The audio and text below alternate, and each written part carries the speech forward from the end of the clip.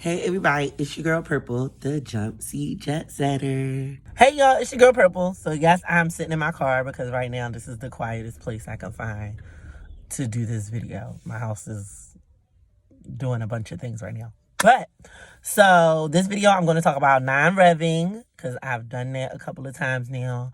I'm going to talk about the third week of training and I'm going to talk about IOE because I got my IOE.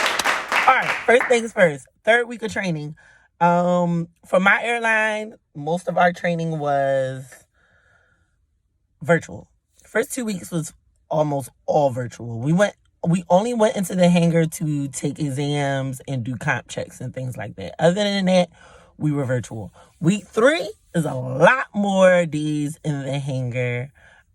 We do a lot more hands-on stuff. We start working with the doors of each aircraft, opening and closing them, emergency exits. We do all of those things. We still have virtual classes, but we have more hands-on on the third week. And a lot of people say Hell Week is the third week. I think Hell Week is the fourth week, but we'll get to that in my next video.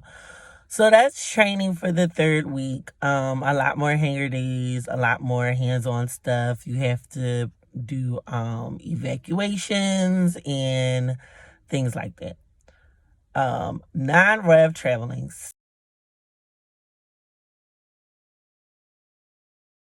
So far I have been to Fort Hood, Texas. And to get there, I flew from Philly to Houston and then from Houston to Austin. And then I had to get a rental and drive to my cousin's house. That was on the way there. On the way back, I went from Austin to Houston and then from Houston to Detroit because that's when I went to check out my crash pad. So for those of you who did not get the memo, I did find a crash pad in Detroit, which is where I'll be based. Really cute, really snuggly. I will have to take my car to Detroit because even though the crash pad is 15 minutes away from the airport, Lyft and Uber doesn't go there. Not to mention that I think driving my own car would be cheaper than Lyft and Uber. So there's that. And then from Detroit to Philly, I went through Dallas, Fort Worth. So a lot of people who fly would rather have straight flights. For me, I'd rather do connecting flights because being on more than one plane in a day will give you an idea of how it's going to be when you start flying. So that's just a tip. Now, if you're on like a time schedule or something like that and you can't do the connecting flights, then of course try to get a straight flight. But if you're non-revving for fun and you're not really on a schedule, try connecting flights because it will give you an idea of how it feels to be up and down multiple times during the course of a day. So that was the first time non-revving for me. And then there's someone I became cool with that was in 2 classes after me, and she was looking for a crash pad. She was based in Denver, and I told her that I would fly in and, be there for moral support, go with her to check out the crash pads. So I flew from Philly to Dallas, and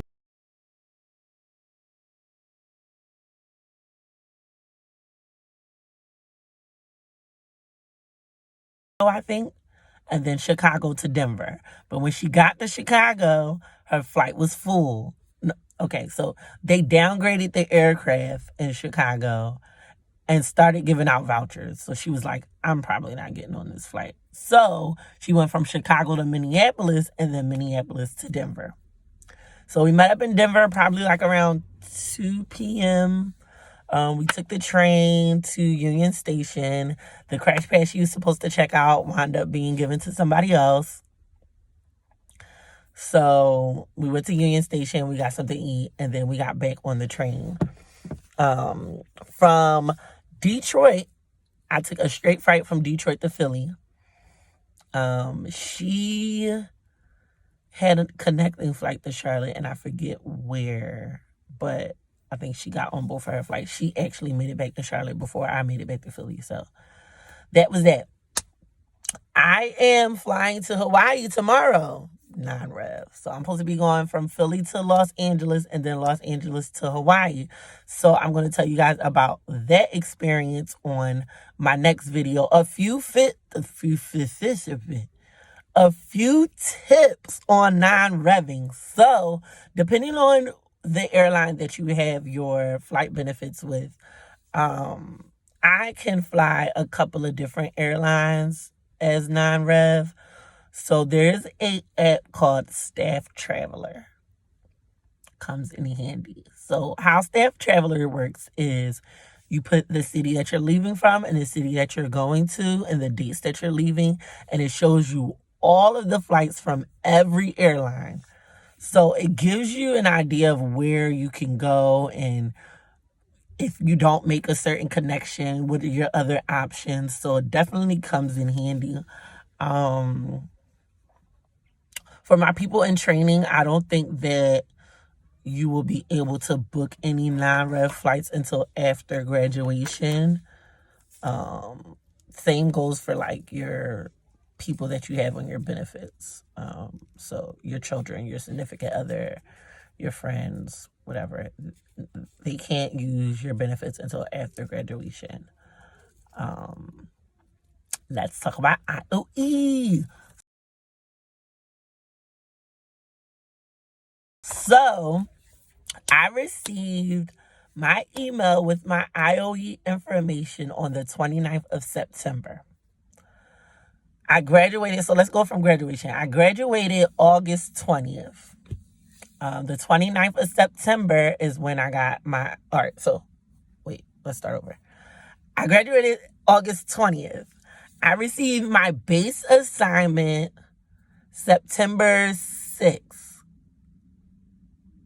Yes, September 6th or 7th, somewhere in there.